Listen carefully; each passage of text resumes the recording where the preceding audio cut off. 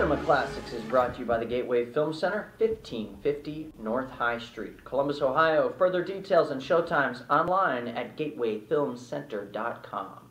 The award-winning Cinema Classics is produced by John DeSando and Johnny DiLoretto. Listen to the shows online at wcbe.org. I'm Johnny DiLoretto. I'm John DeSando, and this is Cinema Classics. That's right, we're at the Gateway Film Center, as per usual. John, and there's... That's our set design. Yeah, our Linda set Voss. design. Very nice. Very nice. You know, I'm embarrassed to say that I have a list here of beautiful women. And that I should need a list, and I know you don't, but I know there was a viral video on YouTube a while ago that morphed beautiful actresses from practically the beginning up till now. Yeah. And it kind of piqued our interest. So it was really interesting. Yeah. So basically they just started on a still image of a close-up of a famous actress's face, and then that would morph slowly into another actress and so on and so forth, as you said, from silent cinema to contemporary cinema. So it got us thinking about great faces, the great, beautiful faces of Hollywood. You know, there are royalty. In Rio or in Paris, you have models. And we have actresses. That's our litmus test for beauty. Yeah, and what's great about most beautiful actresses is they're not typically model beautiful. Right. What makes a great face is, you know, and arguably something different than what makes a great model's face. Sure, and for me, it's the imperfections. It's the beauty, of course, and they have to be camera ready. And some faces are made for the camera and some are not. Right. But for me, they're imperfections. So we thought we'd challenge each other and pick out from the last 100 years some of our favorite ladies. We'll do this any way you want. You can start naming names and I'll agree or disagree. I know, but I'm going to tell you, I have an adjective for my top 10, for every one of my top. I wish you would have told me that. I might have prepared a list of adjectives too. I know, you can come up with them. Okay. Could I start? Please. As we look at our set design, and we look at Hedy Lamarr. Right. And I'm going to tell you, she was my first beauty, and not just because of her rare beauty or because of her bare breasts and exotica or whatever it is. It's because I saw her driving her Rolls Royce coming down from Bel Air when I first visited Hollywood. I'll never forget it. Wow, how long ago was that? Oh man, that's got to be 40 years ago at least. Man. Yeah, and so 40 years ago, she was still probably, probably 50, 55, something like that. She was just as brassy and sassy winding down those hills and that guy. Hedy Lamarr is an interesting case because she is one of the exceptions to your imperfection rule. Well, Hedy Lamarr is one of those faces who is so intensely beautiful. Yeah. She is, perfection writ large. But you know what my adjective for her is? Perfection. No, brainy. Brainy. She was a spy. Did you know that she was a spy? I know that. And she was brilliant. Yeah. I think she was an assassin, too. I think she killed people. Yes, she broke many hearts for sure. Okay. So who else? Do you want me to go? Yeah, keep going. All right. I think fitting my imperfection, Ingrid Bergman. Yes. A great beauty and yet not someone I'm attracted to. Ingrid Bergman does have this really soft quality, a fragile quality. She looks almost, girlish. Yes. And she has this this look about her that she looks like she's going to fall apart at any moment. And my adjective for her is unconventional. Yeah, she's unconventional. But then I have an even more unconventional beauty by next one. Clint Eastwood. Try Lauren Bacall. Lauren Bacall, you think she's unconventional? Well, I think she's unconventional in that, as stunningly beautiful as she is, she has handsome qualities, almost masculine qualities. You're right, because my adjective is sassy. See, I have to say brassy. Well, right, but I think we both got the idea. And that voice. You can't uncouple that face from that voice. I know. If she were living, if she were really doing it, if she were doing it today, she might have been the voice on Her. Yeah, absolutely. That's a great point. That is a great point. Lauren Bacall would have been the voice of I think for some of our audience, if there are any men out there, we know. We realize we're taking up a lot of time. We've only talked about 3 women. And you realize that Elizabeth, our attorney from Boston, is listening very carefully for our sexist. We're talking about women.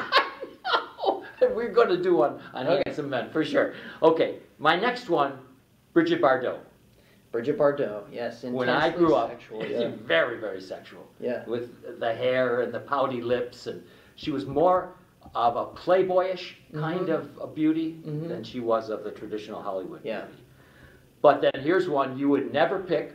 I just know you'll never, you'll not even believe that I have this on this list. I would look, but I can't read your handwriting. But go ahead. Okay, so for Bridget Bardot, let me tell you, I have kittenish.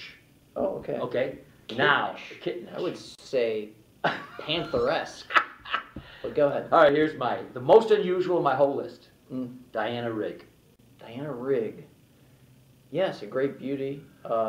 Something a little earthly about her. Wow, and I love her. She is my kind of woman. She's resourceful, she's tough, she's beautiful, but not, she doesn't rely on her beauty. Yeah.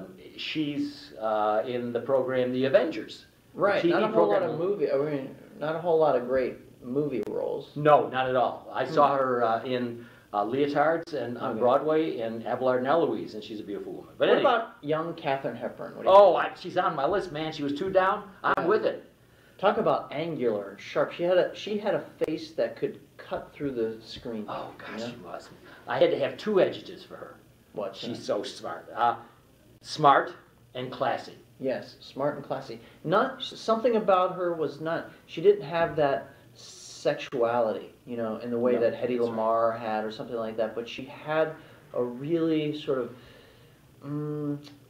just class, sophisticated. Yeah. See how we stumbled upon that together. Now, what about the other Hepburn? Audrey Hepburn. Yeah. Also, super unconventional. Right.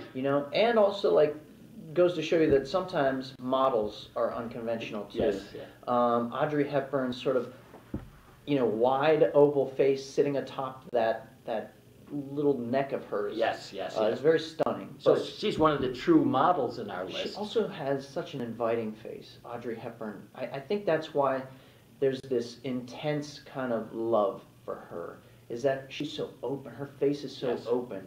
And it feels like it feels like anybody. She could have fallen in love with anybody. So we all had a shot with her. Yeah, we did. And all of us are George Peppard, living in an apartment near her in Breakfast at Tiffany's. You more than others, because you look like George Peppard. No, I know. Yeah. Well, here's a classic beauty. Yeah. And foreign to make her even attractive still enough. In the 60s, by the way. Catherine Deneuve. Wow. Catherine Deneuve, arguably one of the few women who has remained as beautiful in her old age as she was in her youth. And you know what I'd liken her to? Our set designer, Linda Boss.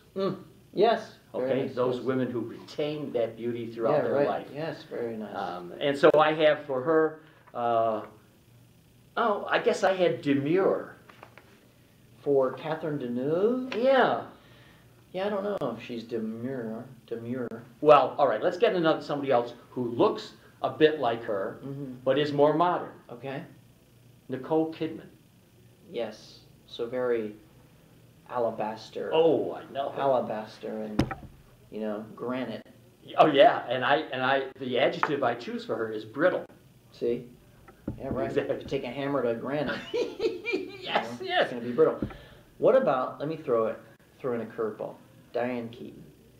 Boy, hey, she fits my requirement for smart, a bit sassy, and fun. Gee, that's a really interesting. She is very unconventional. Yes, looking. very much so. There's something, again, she's not a great beauty, and yet because of her personality and her humor, and her neuroses, which comes across on screen, she becomes a great beauty. Yeah. You can understand why in Reds, Warren Beatty would have traversed. Sure. Yeah. Continents for her. And for her personality, why Woody Allen? Yeah. Would have been attracted to her. Well, you could see why she was attracted to Woody Allen. Yeah. All right, way now to the now. Some woman who gets under my skin. Yeah. Scarlett Johansson. Yes, almost sickeningly beautiful. I mean, she makes me sick. I don't. She is so repulsively beautiful. Like, I get angry. I get mad when I see her. You know. Because, you know, there's something about her face, again, you talk about unconventional. What makes a face stick? Yeah. What makes a face hold the camera on it? And in Scarlett Johansson's case, I will say there's a fleshiness to her face, a meatiness. Do you think her lips are real? Yes. Okay. No, So because she's always had those lips. I know. I mean, let's not forget, she was a child actress. Okay. You know, you can think back as far as their works before Robert Redford's The Horse Whisperer, but that's the first I really paid close attention to her.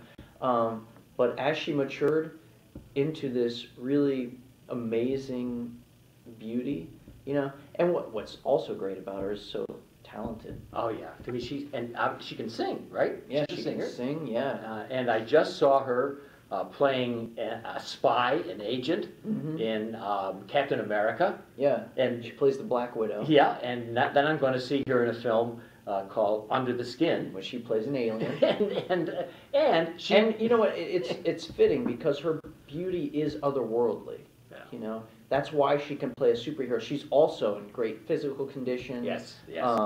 But again, not in any conventional way. She's built. You know, and I mean that like there's an athletic type build to her, but not thin. And here is the real footnote to her. Who would have thought she would be the voice in Her? Well, why wouldn't you think because she's got so many gifts, so many physical gifts. She's got that husky voice. Yeah, but And it's warm. Again, it's warm and inviting. Yeah.